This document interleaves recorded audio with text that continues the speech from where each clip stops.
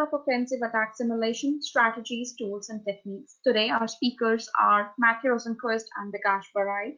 Matthew is the Chief Information Security Officer for Eclipse, formerly a cybersecurity strategist for Intel Corp, and he benefits from over 30 years in the field of cyber, physical, and information security.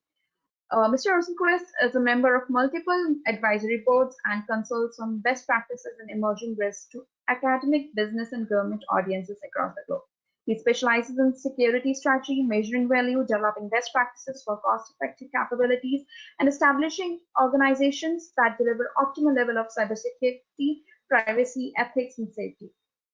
He is an experienced keynote speaker, author, and actively collaborates with the industry partners to tackle pressing problems on a wide range of cybersecurity issues.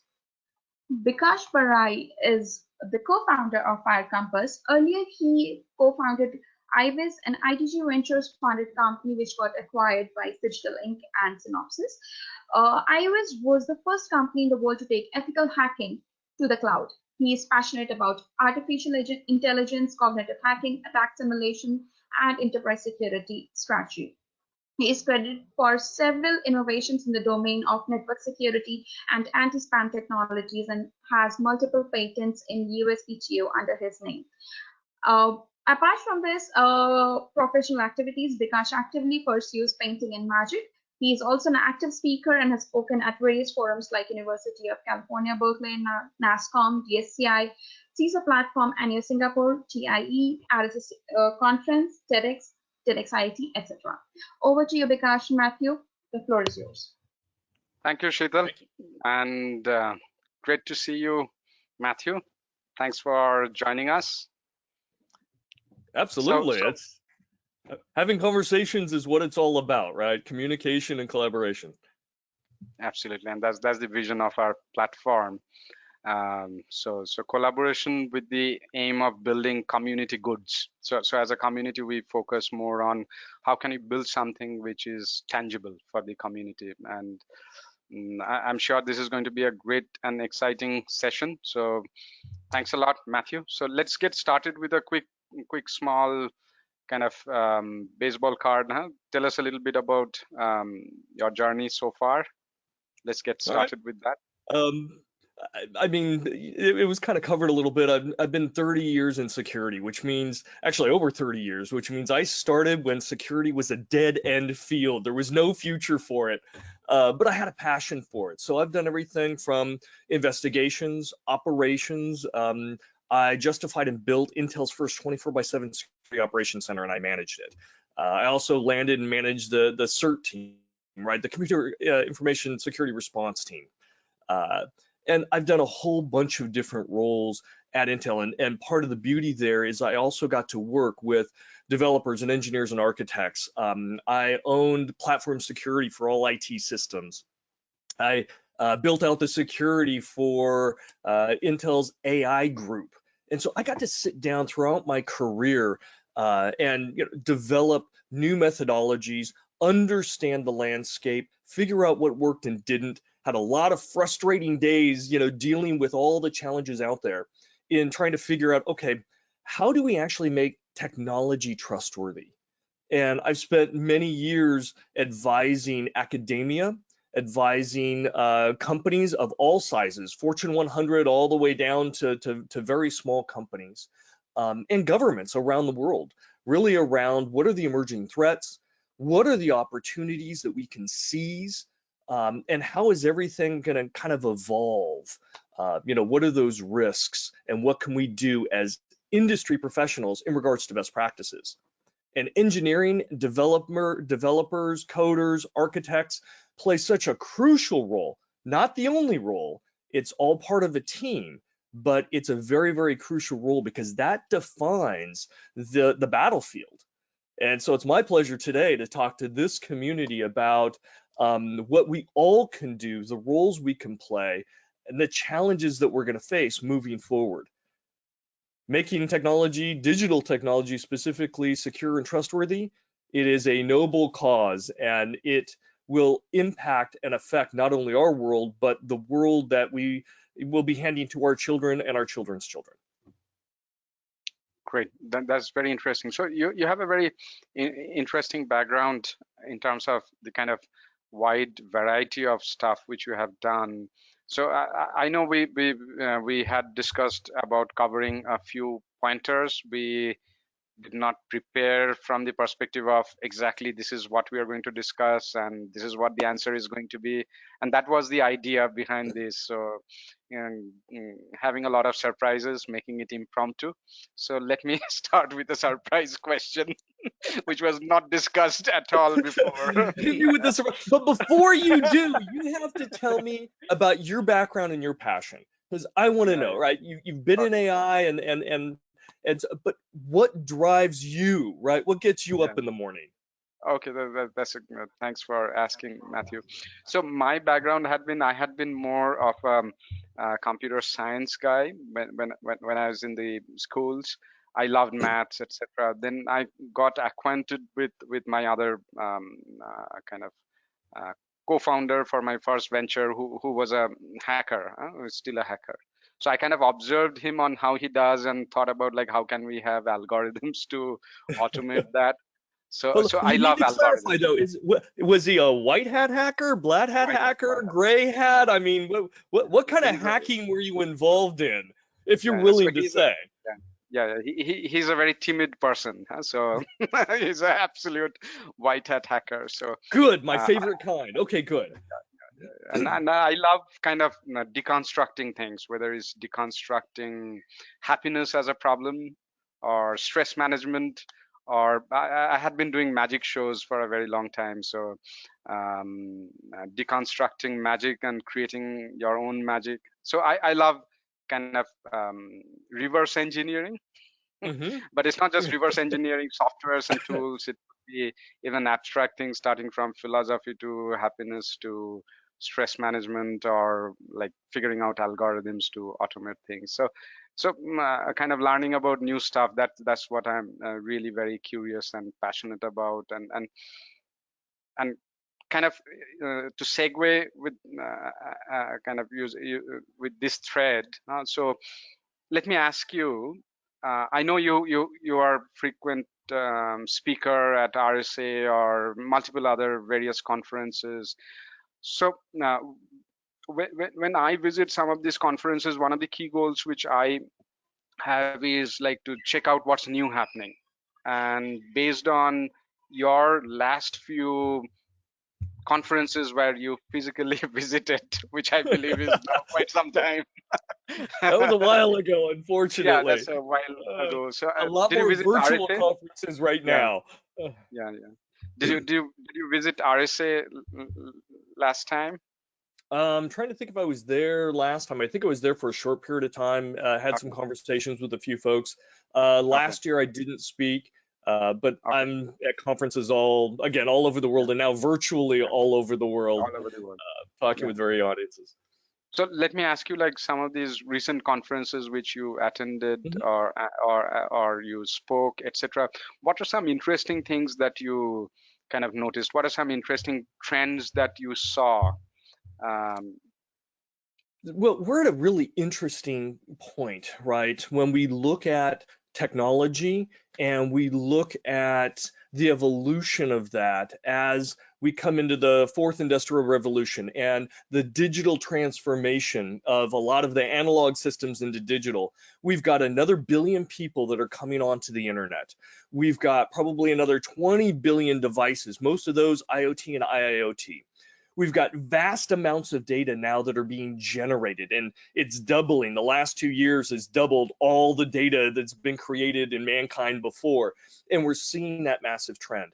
The connectivity, the embrace, and more importantly, we're seeing devices and technology being interwoven into people's lives in ways that we become dependent on it, which is a good thing. Technology and innovation is a wonderful, wonderful thing. However, there are always inherent risks that come with it. And one of the tipping points that we're getting to is technology is no longer about information only. It's also now manifesting into being able to control things in our lives in the physical world. Think about all the critical infrastructure that we have. Now it's really becoming dependent on digital technology. The transportation sector, for example, we all want that autonomous vehicle that we can climb into in the morning and have it drive us to work and we don't have to worry about it. That's all great. We all want that. But that technology now, unfortunately, can be hacked. And if a bad guy gets it, they can, when you get into your car late at night and it's raining and you're tired and you want to go home, and they can basically create a ransomware and say, well, if you really want to get home, you have to pay me because I control your system now. Or even worse, if they want to cause harm and catastrophe, they can take an entire class of vehicles and say, you know what, at a certain time on a certain day, we're going to make all these vehicles go max speed and turn 90 degrees left or turn 90 degrees right into oncoming traffic, right? And so you've got a life safety issue coming. So we've got life safety issues. We've got dependence on technology to handle all of our critical infrastructure and everything that we do and how we communicate and work. We've got challenges, around all the data that we have, and much of it can be construed or eventually aggregated into something very personal, which means it can then be used against you. It can be used to manipulate you. It can be used to abuse or threaten you. And we look at AI, and AI is one of those pivotal factors as well. So I'm naming a few of them out here. I figure we'll have a lot to talk about. 90% of the data that's generated right now, much of it being metadata, is unstructured. It's really not usable. It's not valuable. But when you introduce something like AI, specifically machine learning or deep learning, you can start mining those data lakes, which are now becoming data oceans of unstructured information, and start to glean valuable insights. And so that unstructured data becomes part of more of a collective profile and data set that people can use and organizations can use. So all that data that's being mined is now transformed into something that can be part of profiles and understanding and everything. And again, it's a tremendously powerful tool, but tools can be used for good or bad. So it can be tremendously powerful for the benefit of mankind, or in the wrong hands, the malicious hands, it can be a tremendously powerful tool to victimize and terrorize people all over the globe. So those Yeah. are kind of the things that we see on the horizon that are starting to manifest now. AI is being used for good. It's also being used for bad. We're seeing technology that's being hacked right now that controls devices that impact our lives that could represent life safety. We see critical infrastructure right now that are highly dependent on digital systems, and nation state attackers are going in and getting their fingers in there. We're not seeing big attacks yet, but again, the attackers are setting the stage. So there's a lot of things that are starting to happen. The building blocks are there. And if we don't get ahead of those, if we don't manage the risk, what's at stake is the trust in technology. If we get too victimized by technology, we will pull back. And that means we don't invest, we don't buy, we don't adopt.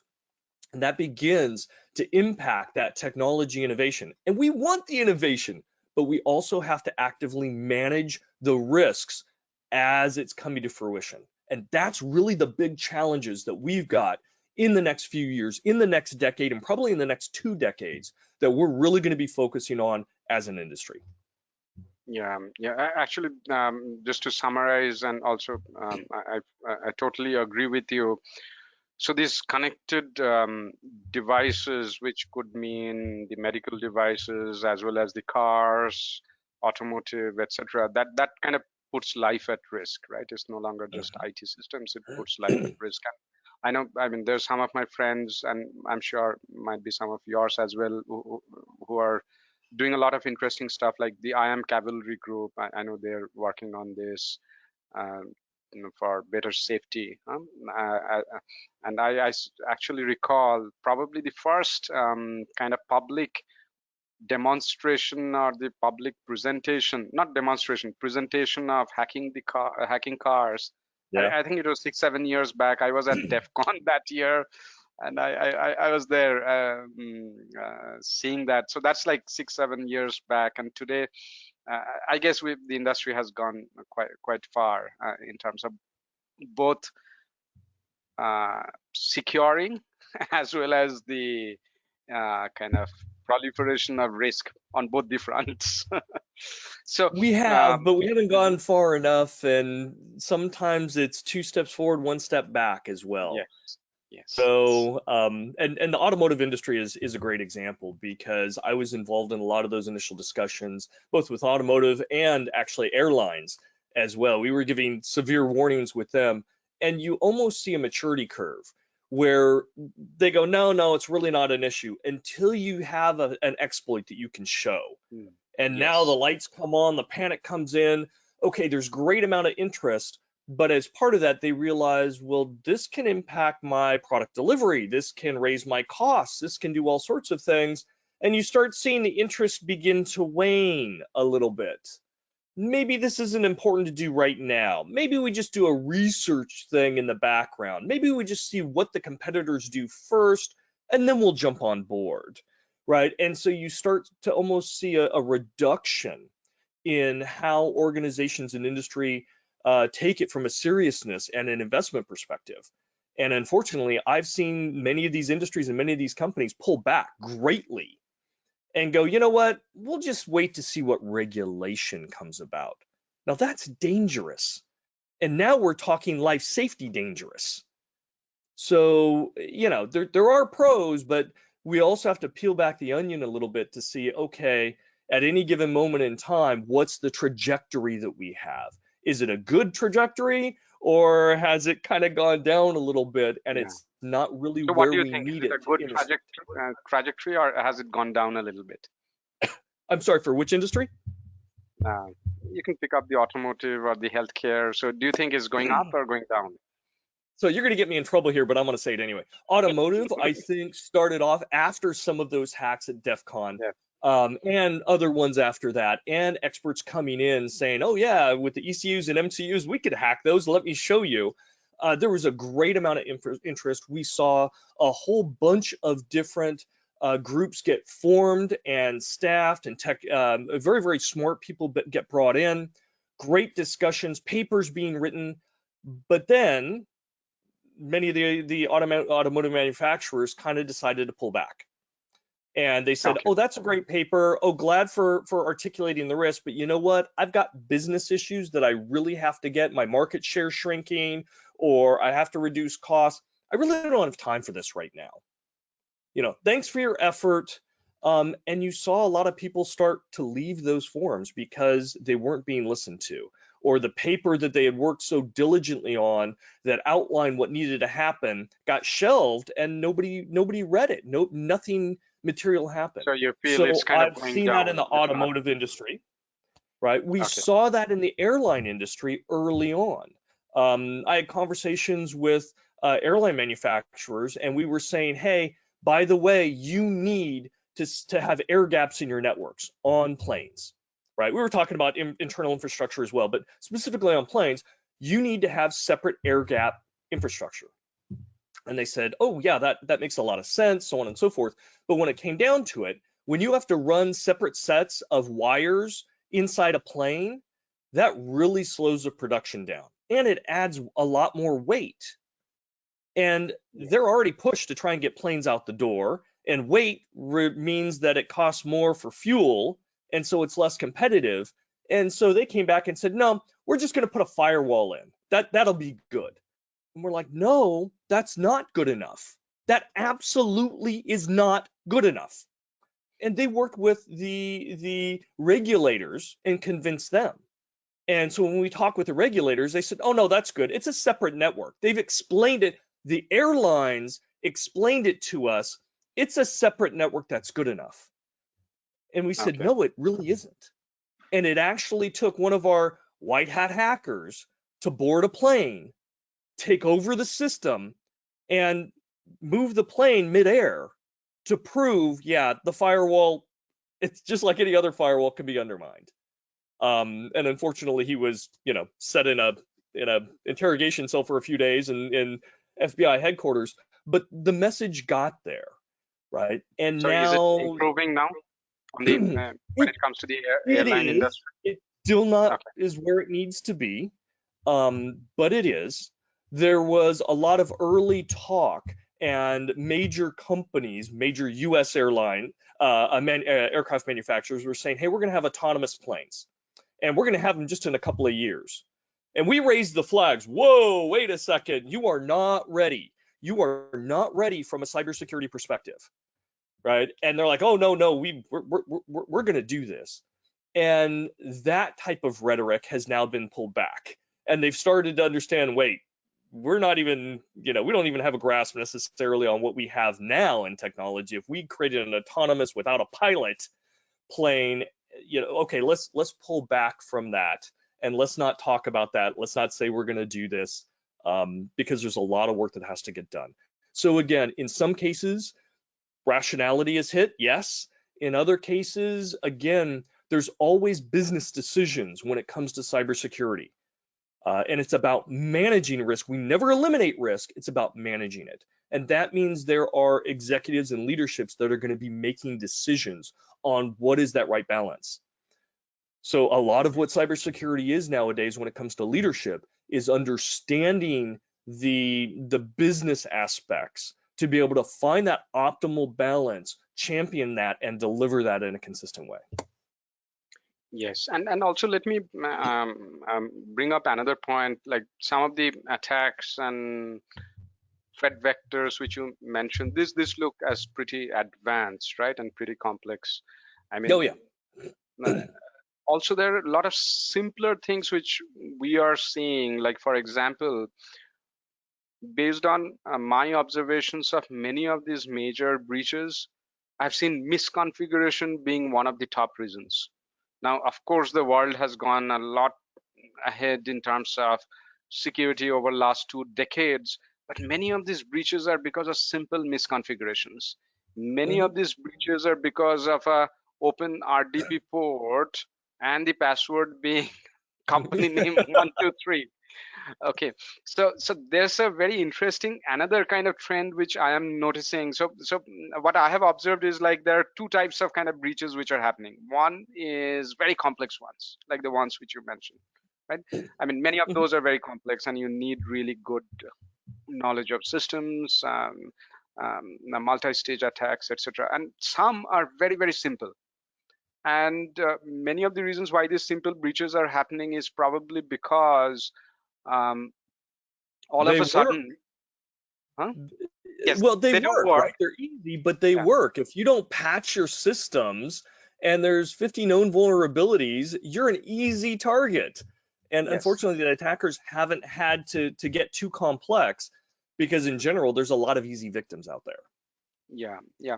And the other thing which is happening is that sometimes what I have seen is that, yes, those are easy, but a lot of times what's happening is those systems are not known to the security team. It's because of either shadow IT, unknown assets which are not part of asset inventory. So asset inventory in a way is an unsolved problem, right? I mean, if you consider asset inventory from both the perspective of internal as well as digital asset inventory, it's only in the very recent times that this problem started getting addressed. I guess last year, last year, I guess the RSA sandbox winner had been one of the asset inventory companies. They do complete internal asset inventory. Huh? So I like their presentation. Huh? So it's an apparently very simple problem, but it's very hard problem.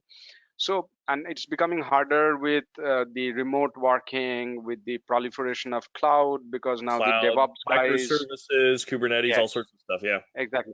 So cloud, a lot of times people consider clouds as insecure, but what I believe is cloud is just more scalable. If you do it insecurely, you seamlessly scale insecurity, and if you do it securely, you seamlessly scale security. So cloud just scales whatever you are. so Right. so that's the Yeah. other kind of trend which I'm noticing, huh? Well, and people think that cloud, I don't have to do security if I go to the cloud. And that is really the misnomer, right? That's the pitfall people get into. It doesn't matter whether you have on-prem devices or you're going to the cloud or containers or serverless. You still have to have security. You still have to be diligent, and manage your assets and risks. There's no get out of jail free card, right? So no matter what infrastructure you go to, there are tools, there are services, but you still have to invest, you still have to understand and actively manage your risk. You never get to walk away from that. Otherwise, you become one of those easy targets, and you don't want to be an easy target, right? You want to make sure you know what systems you have in your environment. You want to make sure that they have at least a minimum level of security. You want to make sure that the people that are using them, managing them, and administrating them are also following good security practices. Because you're right. In fact, most vulnerabilities that are discovered, a vast majority of them will never be exploited because there's already so many others that are easily exploited, right? And people are still vulnerable.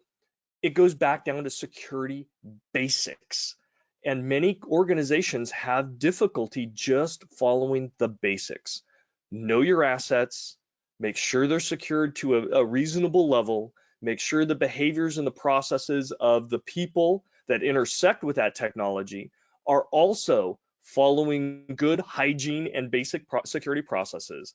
And that raises you up above most of the rest of the world and makes you a very unattractive target. So, Exactly. So you just basic hygiene. don't, yeah, you don't want to be the last deer in the herd. Be Well, somewhere in the middle, we right? have a saying, you So don't, that you don't get you're never going to eaten up. outrun a bear, and you don't have to. You just have to outrun the guy next to you, right? So don't be that, don't be on the Don't be dinner the table. easy target, right? Yeah. Yeah, So exactly. that's a great point. So let's move to the next question, which I thought of discussing today. So there are a lot of these various types of attack vectors which are kind of Mhm. getting more interesting over a period of time, etc. Um, so I believe that itself can be a 2-hour discussion topic, right? It Let's should move to always the be part of the defense side. discussion Yeah. topic. Yes. So let's move on to the defense side. Like imagine if you have to build the security architecture of an organization. So in order to build an effective security architecture, how would you approach that? And what would be your thinking model, and what could be architecture, sample architecture? So you can Okay. take it in the way you would like to. So again, building security for a company or for a technology or for an industry, it's not easy. It is, I think it's fun myself, but certain fundamental pieces have to be in place, right? First off, you need executive support because you're gonna need money and things of that sort, which means you have to again find that optimal level of security. And it's important all the way down the chain, all the way down to the developers and the engineers, because you have to know there's a balance. There's a balance between managing the risk, the cost, right? There's always a cost, and then the friction that security will introduce. And it's whether it's with the end users, right? You would never design something that tells an end user, hey, create a 256 character unique password, right? And we're going to change it every 7 days. Nobody's going to use that. Nobody is going to use that service, right? And also the friction when it comes to maintaining and managing the system for the administrators or the operations, right? But understanding those three elements, the risk management, the cost, and the friction that it introduces. So from that, it's really about defining the goals, right? What is, from a cybersecurity and risk perspective, what are your goals? Once you have that and you have executive buy-in, now it's a matter of looking in three aspects. You have to look at the technology because that's the battlefield, right? You have to look at the people because it's behaviors is half of everything, right? It's like a two-sided coin. You've got technology on one side and behaviors on the other. And then the third aspect is the process. And in the coin, it's kind of that edge. It's what connects the people to the technology. You have to understand how those three aspects are intimately woven together. You cannot solve security only with technology. And that sometimes is a very difficult message for engineers and architects who are classically trained to see a problem, dissect it, create a solution and implement it, right? You engineers design things to work. And if it doesn't work, they figure out how to make it work. But when you talk about cybersecurity, because you're dealing with people and process as well, technology alone can't solve it by itself, which means you have to be cognizant of the inner workings and how that has to work with people and process to really facilitate that end goal, because it becomes a teamwork effort between the people, the process, and the technology. So when we look at the weaknesses and the victimizations and how you would design something, you've got your goals, you've got your support, you know your targets on what you want to manage risk.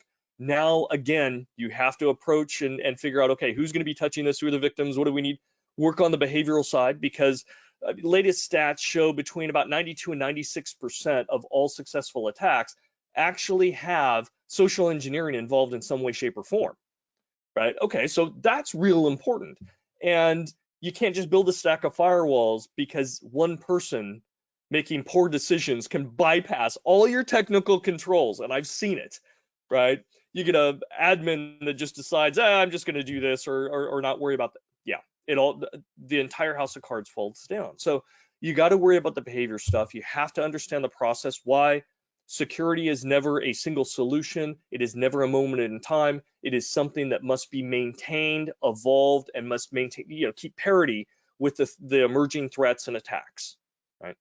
And then it comes down to the technology. And for this audience plays a very unique role in developing the technology that can help by default, right, remove a lot of the attack landscape, making sure that the code that you're using, the libraries and the dependencies, right, don't have vulnerabilities when you're developing.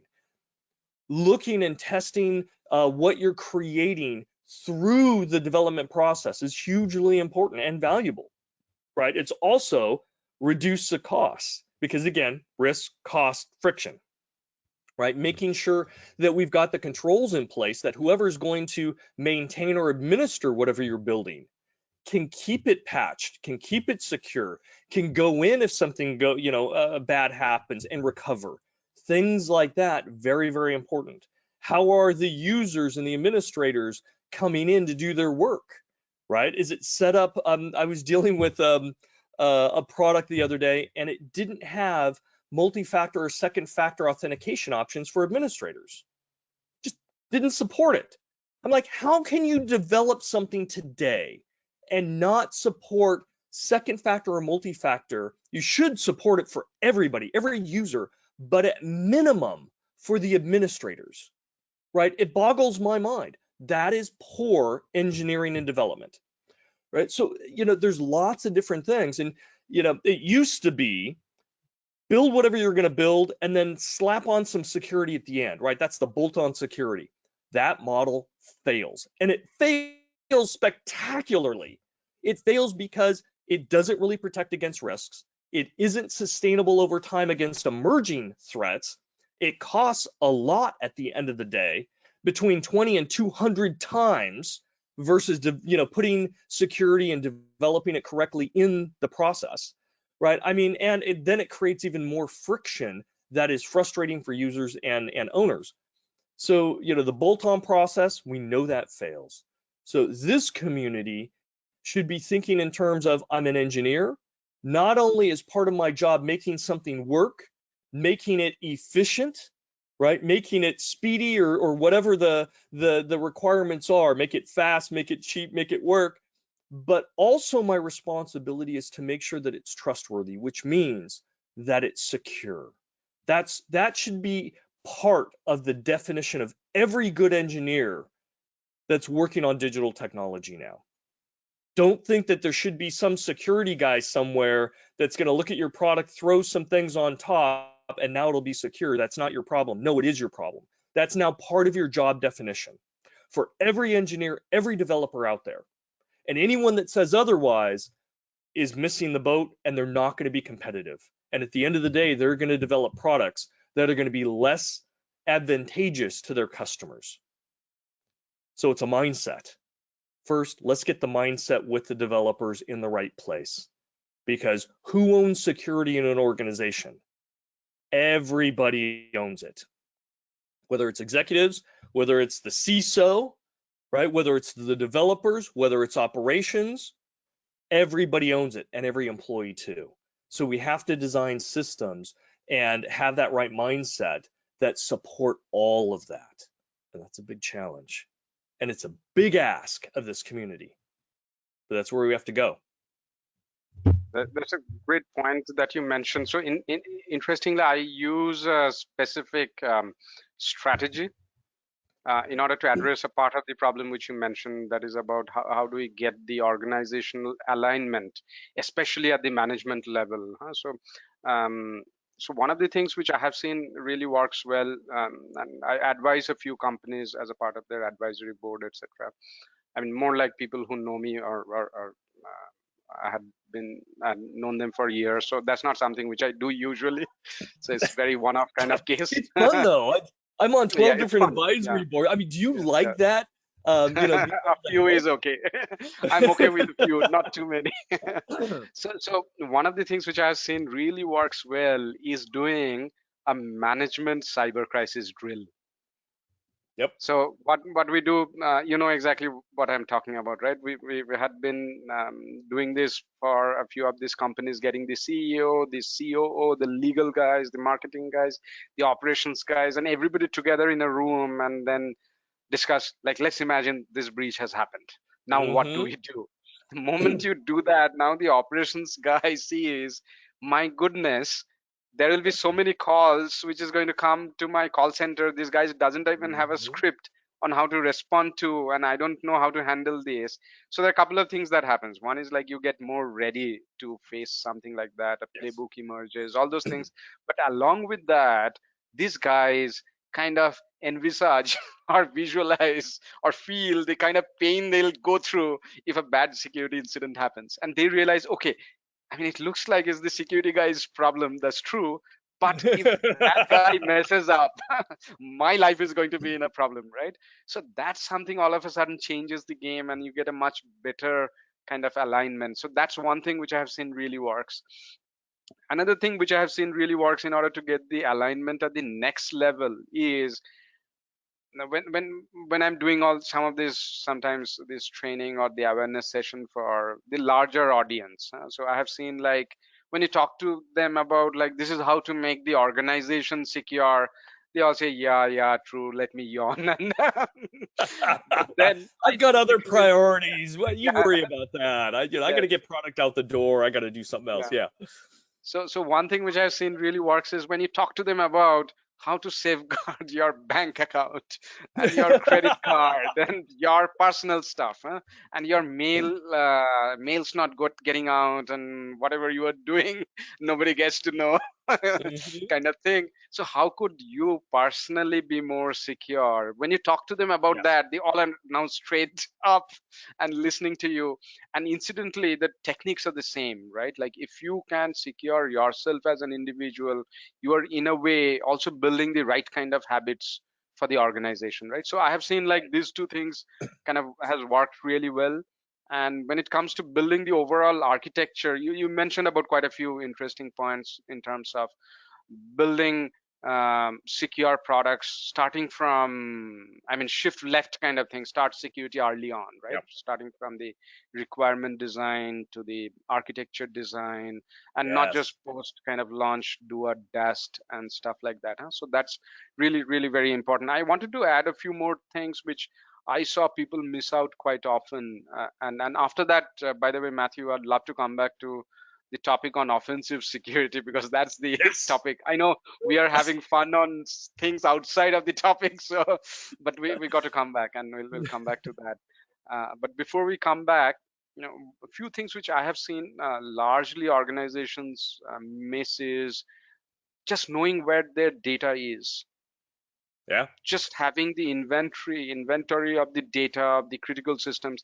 See, critical system inventory is much easier compared to knowing where data is and how data flows. So I've seen Yeah. It's that it's as a vastly massive different. problem. Yeah, yeah, yeah, yeah. Do you And see a most lot of large the people? organizations don't know. Hmm. Well, do you see a lot of the people that you talk to? Do they have that perception that it's one and the same? Because that's a dangerous perception to have. Exactly. Yeah, a lot of people have that kind of perception, and a lot of people are not even aware of this problem that I need to know where data is and how data flows. Because like security guys are working in silos and they have no idea that the marketing team, how they work on the data. Do they have an analytics team? Do they have an analytics partner? How does the data go to the analytics partner? What is the analytics partner doing, etc. So I have seen like just this inventory problem, the Hmm. data, where does the data reside and how does the data flow, that itself is a major issue. Of course there is third party, fourth party, all those things are there. Oh yeah. uh, and then And and when it and there's another dimension. It's not Mhm. only where the data is, but if you start looking at it as a life cycle, how does data get created? Yes, Is it created in a secure way? Is it classified and marked so we know how sensitive it is?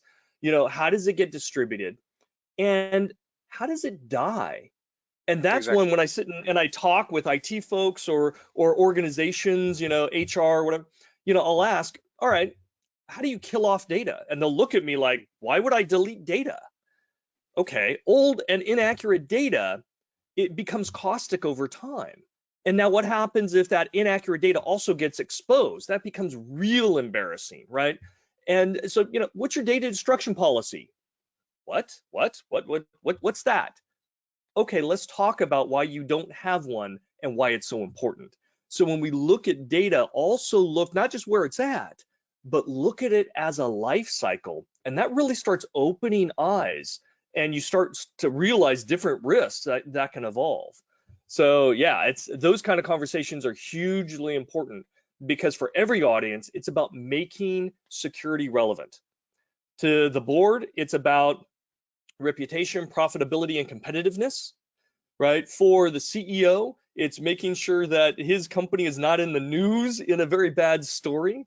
For the HR, it's a matter of, okay, you want to make sure that your information is confidential, right? Yeah, that's really what I want. Great. Well, you need security. Go to finance. You really want to make sure that the integrity of your data, somebody isn't moving a decimal place, right? Yes, I'd rather have the data unavailable than somebody tamper with it, right? For IT, it's all about uptime. Right. And so there's a narrative for every audience to make cybersecurity relevant. And you need to have that in order to buy them into it. Because again, it's got to be everybody's responsibility. That means everybody has to stand up and the IT guy, the HR guy or gal, everybody has to go, yeah, I'm concerned about this and I have to be a part of it. If I want to make sure my data is confidential or the integrity or the availability is there, you have to get Yeah, that buy-in. So, yeah. So another interesting thing which I observe quite often is a lot of times data is there in a system which people are not really bothered about. Like for example, a pre-prod system which has yeah. got production data and has got production keys, and none of the pre-prods gets tested, right? So so that's another interesting way by which organizations get very frequently compromised, etc. So just Oh, the yes. data, where the data is, this is a very hard problem people kind of miss out very often. The response and recovery, I mean building a security program where it's not just about knowing your asset inventory or knowing where the risks are doing. Of course you have to do all this VA, pen test, red teaming, blah blah blah, knowing the risks, the threats, etc., etc., or and then protect, but also building a great way to detect, which people are doing right now. I mean, I guess most of the organizations are building this SOC and then doing the response and recovery. There's a much better awareness today in the kind of Yeah. industry in terms of building the response and recovery. So if people build the right kind of hygiene, as you have mentioned, if organizations get these basics right, like knowing the asset inventory, knowing where the data is, how the data flows, have basic hygiene, and what you mentioned about two-factor authentication, right? That's very, very important. Have the basic kind of security practices in place. I'm not talking about all the techs, etc. And then having a basic mechanism to detect attacks and then respond and recover from it. So a lot of times cybersecurity is made to look very complex. I love NIST CSF very much Yeah. because And NIST CSF for the first time came up and spoke about cybersecurity in a language which business can understand, that you need to identify your assets and threats and risks, you need to protect, and you need to detect attacks, and you need to respond and recover from a breach, right? I mean, it sounds very, very simple. Now, when you look at ISO or PCI, they talk about WAF and DAST and this and that control. It's not really very friendly from the perspective of management and other stakeholders. So I'm a big fan of NIST CSF in terms of building an architecture. As am I. I actually wrote a white paper years before that came out, talking about defense in depth and a continual process. And I broke it down into 4 things: prediction, prevention, detection, and response. And it's circular, it continues to feed in. Yes. And and Gartner picked that up. They published some things a few years ago on that white paper. But NIST, and I've worked with NIST for many years on many different projects. They move very similar. They're 1 or 2 off, right? Because they go to identify, they don't talk predict. But yeah, it's really from a continual management perspective. You do need those 4 things, right? You need a prediction capability, you need that prevention capability, and those 2 give your highest ROI, by the way. But you will never be perfect. Things will always get through, or you will choose to allow vulnerabilities to exist, black swan events, so on and so forth, because it's too expensive to protect against. That's fine. So you need that detection and response capability. And those 2 represent your ability to reduce impact. The first 2, prevention or prediction and prevention, right? They avoid loss. The detection and response minimizes loss when something happens. And again, they all feed into each other so that you can get better and better and better for every iterative cycle. So yes, that kind of model is now, organizations are embracing those conversations much better. Back in the day, 15, 20 years ago, when I wrote that paper, it was all about, it was like a light switch. Either you had security, it was on, and nothing bad happened, or it was off and you didn't have anything. And that was the viewpoint. Go turn security on so that we will never get breached or hacked. It doesn't work that way, right? So the mentality of organizations has changed dramatically. Not all of them. I still sit, I'll get called in by a board and have a conversation with them, and they'll look at me and go, yeah, we know it's all complex, whatever. Just tell us what magic black box to buy that will just make us secure, so we don't have to worry about data breaches or internal, issues or whatever. And I'm like, okay, let's have a conversation, because there is no magic black box, there is no silver bullet, there is no one path. This is a continual investment and a change in your business process. And right now, it's going to be a change in your thinking, right? And we go down that process to transform. So not everybody's there, but a lot of the organizations I talk with are very much embracing that continual process, understanding that you have to have those elements in place. You can't just prevent everything. It's about managing risk, and part of that is being able to respond and recover too.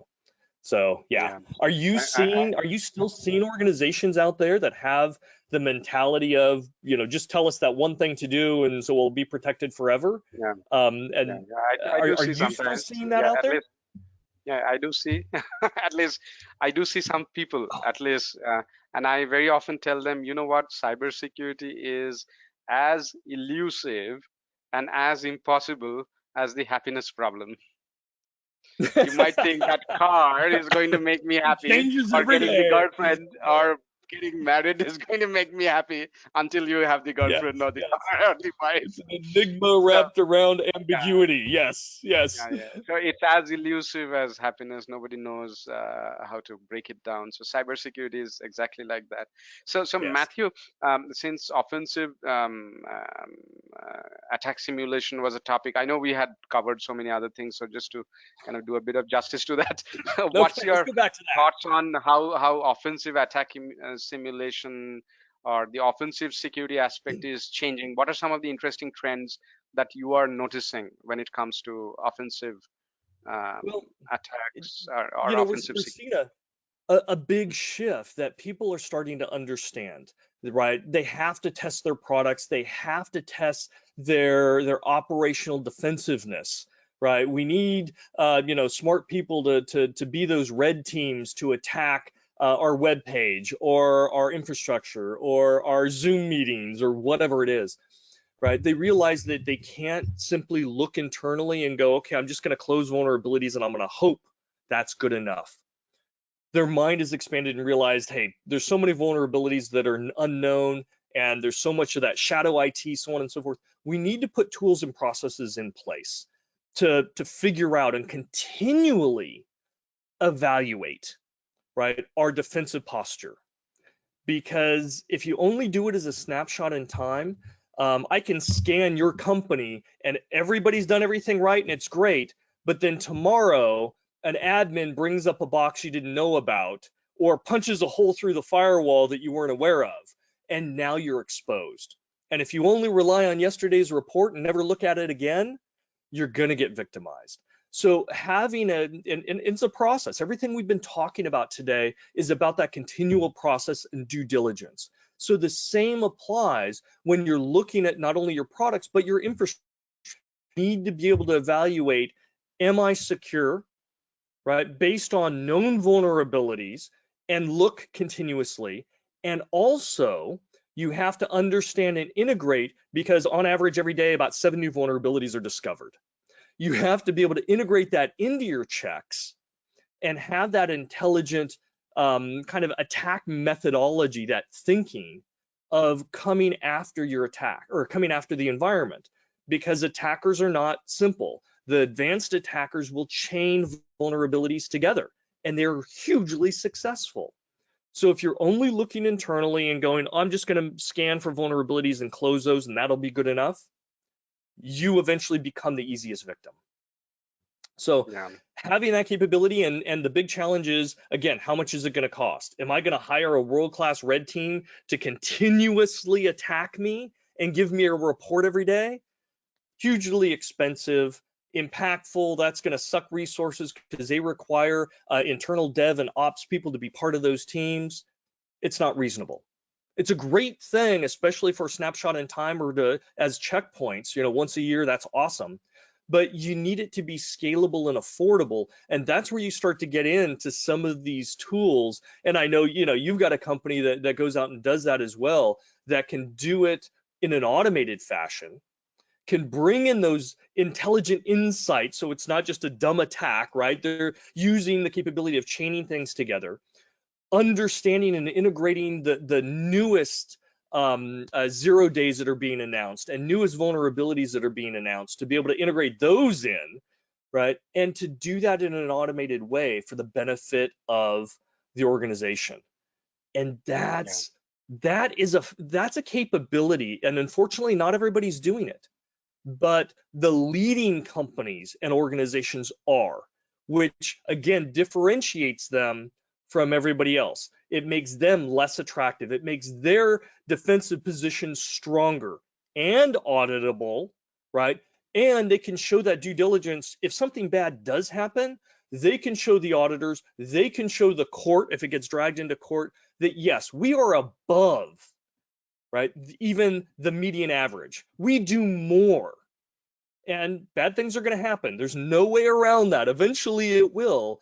But being able to show that and have that confidence to show your stockholders, to show the courts, to show your customers and clients and your business partners that yes, you are head and shoulders above the rest, because you're doing this continuous type of attacks against your system. And again, auditable, you can show the results. And when you get results, it's actionable. You can go in and close that firewall hole. You can go in and harden that new server that someone brought up and didn't tell you about, right? Or that new database that got formed and has all this sensitive data in it. With that kind of continuous attacking, it gives you the practical intelligence from an operations perspective to go in and resolve those issues. Again, managing your risk, hopefully to that target that you want. Yeah, That's so what I'm Matthew, seeing. you kind of covered it so well that even though I'm from this field, I have nothing to add. So let me talk about a few things No, outside you of. need to add how your company does it better so I can pick on you and challenge you. So it's a. I mean, Are you you really perfect? I kind mean, of. in your organizations, what are your strengths? What are your customers coming to you and asking as a priority? I mean, that's something I Yeah. want to know. Are they saying, I really want that red team kind of report, or I want to be defensible, or I want it as part of my audit? Or is it the operations guy going, I'm really worried about that shadow IT. I've got dozens of admins and engineers spinning up servers all the time that I don't know about. What are their Actually, top two or three asks? yeah. So you made a asked a great question. So one definitely is shadow IT in getting a visibility of what all assets are going up. That's one. Continuous testing for organizations which are kind of moving up in the maturity, they're looking for continuous testing. It's not Right. just continuous red teaming. They're thinking about continuous testing in their DevOps and their building of the application. So they're thinking of continuous So you're penetration looking at testing. products as well, right? So you're I mean, we helping. don't do that. No, we don't. We don't Okay. Okay. do for the internal applications. I'm just talking about general trends. We Yeah, focus on I've only seen that one as well. area, That which makes me is happy. yeah. So that's another interesting thing. We are seeing like the more mature organizations are going beyond not just like continuous red teaming, but also continuous DevOps security, continuous cloud security, and etc. So that's a great mindset. So I'm a big believer of continuous security, whatever be that area. So that's, and also purple teaming is another interesting thing which is very helpful, because Hmm. one is you kind of go and attack by yourself, but the defenders don't get to know. But I think Right. after doing red teaming, it's also a good idea to do it collaboratively, because then you share information and that Yep. makes things much better, right? It's not Blue, like, red, and purple. Those are your yeah, colors when you're doing yeah, testing, right? Yes. yeah. And also on the offensive security side, I don't know if it falls under offensive security or not, but I'm also a believer of having things like deception technology. I Yes. mean, of course, I mean, I don't understand that space well. That's not an area I have worked on much, huh? But philosophically, I am a kind of believer of that, because until now, the game of security is something like this. Like, suppose we are playing dice, and I tell you, you know what? If I get more, I win. But if you get more, you keep on rolling the dice. You'll not play that game, right? So it's a very, I mean, it's not a level playing field, because I mean the hackers are the bad Yep. guys can lose many times. Huh? They just need to win once, whereas we Which have to one? win every time as a defender. But having things like deception, etc., kind of levels the playing field, because if a bad guy makes the mistake, they can get caught, right? So I'm Yes, also it a can help. kind of believer of that. Also, I'm a believer of. Although Mhm, there is a sweet spot when it comes to deception technology, and I'm a big fan of it. mhm. It isn't good for every organization. What you really have to do is you have to understand the type of attackers that are coming after you. If you can understand what the archetypes are and their likely methods and everything else for excuse me, some type of attackers, deception technology is so beneficial.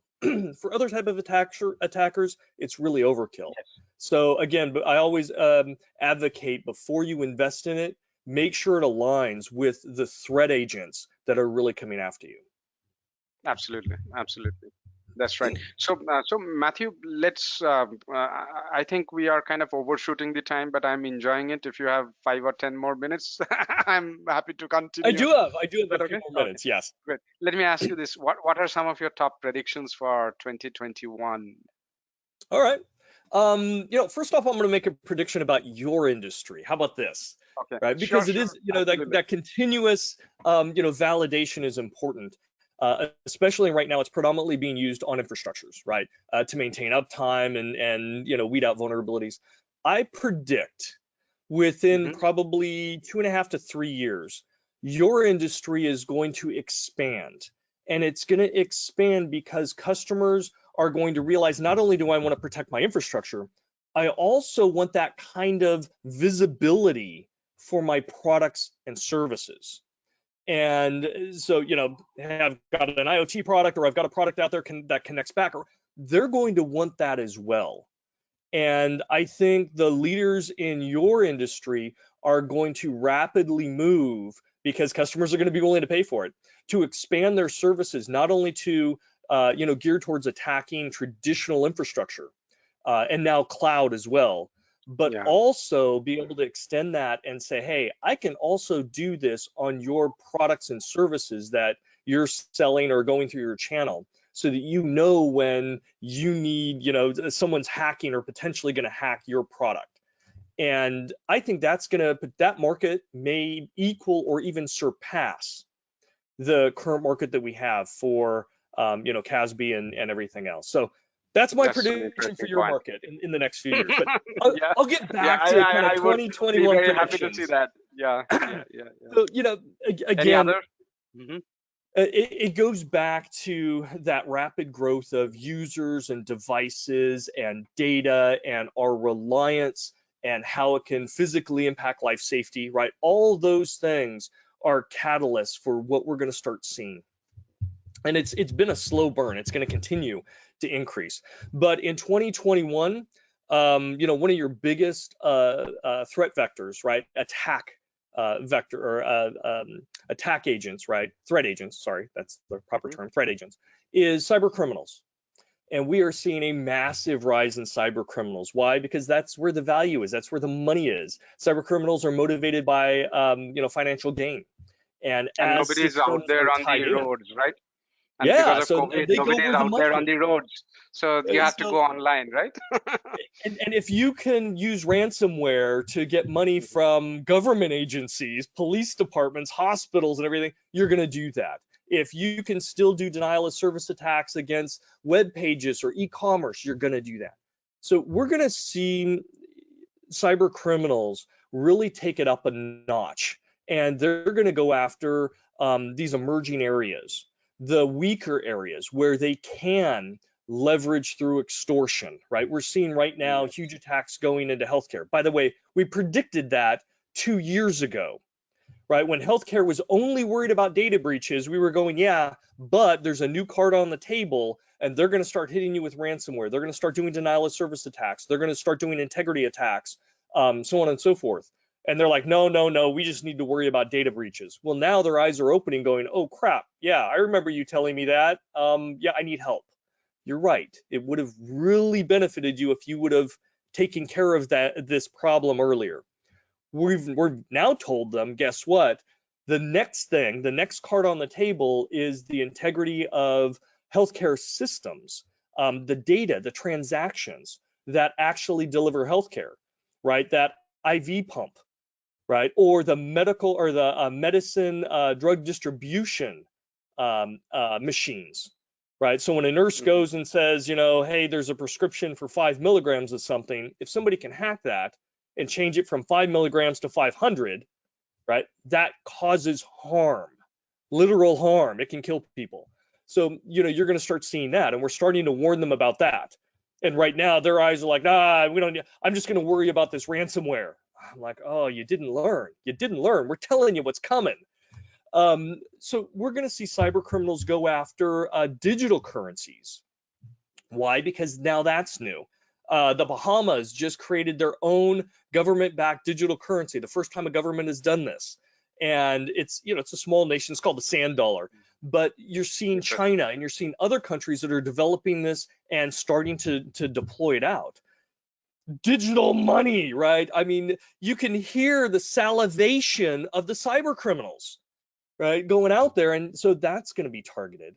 And banks and financials, they're already there. They've always been targeted, but now when you have this new entire facet of digital currency that's even above and beyond cryptocurrency, right, that's going to be targeted.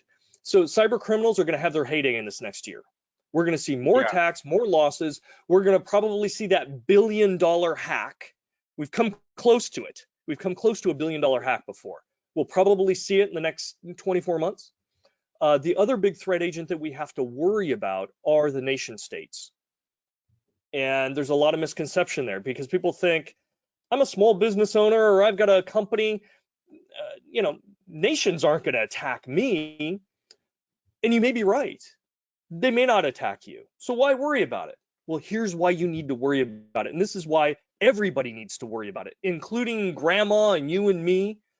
When nation states that have the ability to spend billions of dollars on 0 days developing new vulnerabilities and exploits, when they do that, they have a powerful set of tools. And that's all fine and great right up into the moment that they use them. The moment they use them, it goes out into the wild. And what happens is people grab those tools and then they dissect them, right? And Yes, they start using pieces of those tools in their malware, in their hacking, in their ransomware attacks. They don't have the money to spend billions of dollars to develop the technology, but they can very cheaply reuse once it goes out into the wild. And that's now the technology that's going to be used against us on our ransomware and on our malware on our laptops and bringing down and breaching firewalls of companies. So yes, you do have to worry about how nation states are investing and the trickle down effect. And we've seen this many, many times. Some of the most powerful malware out there that has been brought down companies and industries had bits and pieces that were actually from state-sponsored malware and absolutely. attacks. So Absolutely. That's a we're great going to point. see I more of actually never that. thought about it in from that perspective. Huh? So I We're knew going to see about more of it how it has been starting next used. year. Yeah, yeah, So, that's a you great know, point. those are kind of the two big things that I would call out. I know we're kind of over time here, so I'll save some of my other predictions for our next chat. How about Yeah, that? in fact, that's a great topic, and I would probably suggest Sheetal or somebody from the team to create a panel and do a kind of discussion on this 2021 predictions. So might be I would love to add a couple of pointers. I Yeah. do have multiple thoughts, but a couple of pointers would be one would be privacy ops, Oh, because now privacy is getting I mean, so there's a kind of stick, right? So people have to take care of it. So kind of yes. scaling and managing privacy ops, I think that's going to be one key 2021 trend. Another very interesting trend which I'm noticing is a kind of evolution of CASB or a CASB 2.0 kind of stuff, which is more, I think folks are calling it SaaS security or something like that.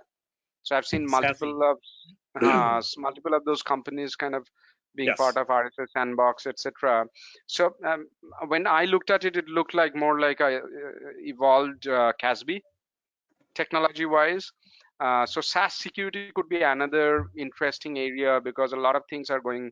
Um, I mean, people are using SaaS extensively, so that could be one area for sure. And with remote working, etc., zero trust or similar solutions, I Yep. think that'll ZTNA, Zero get a Trust. Yep. big. That's gaining. So that could be another very interesting What trend to about watch out AI? for. What about the Yeah, good and bad use of AI? Do you think that's on my list? I'm not going to go yeah, into it, but that's also on my yeah. list, and I especially think we privacy. should do a deeper discussion on that. Oh yeah, let's get into that. We can Absolutely. have a Yeah, we whole should. day Yeah, conversation about AI and on the AI. good and Yeah, malicious use of it. It's so powerful of a yeah. tool. Absolutely. And I know a lot of people kind of think of AI as just learning, No. and they miss out a lot of other classes of AI, which could even be search or planning and so many other classes of AI, right? So Yep. when we look at AI, AI has got a very far-reaching kind of impact in so many aspects of things, which people sometimes don't look at it as AI. So I believe AI deserves a kind of deeper discussion. So let me wrap up with one quick question. Which are some of your favorite books and podcasts? So books, unfortunately, I don't have a lot of time to read books, but I'm old. I'm old, and I'm old school. My You favorite don't book of love all kids. time is Yeah. Art of War. It's Sun Tzu, Okay. Sanju. right? It's the teachings and understanding about the landscape, right? In our case, it's technology, right? In their case, it was the terrain. Understanding your enemy, right? Understanding yourself. The enemy today are the cyber attackers. Understanding yourself is understanding your own infrastructure and where your sensitive data is and what are critical systems and what defenses you have, right? And the strategies around all of that, it still is valid. It's still Absolutely. brilliant and it's still applicable. And that's why, Art of War is still used in cybersecurity and security and business and warfare teaching and everything else. It's a tome that I go back to, and it's amazing to me how relevant and how much I can still learn as I apply it, as our world evolves. Some of those teachings. So that's by far my number one book. I'm a nonfiction guy, so I don't read fiction. Yeah. That's a great thing.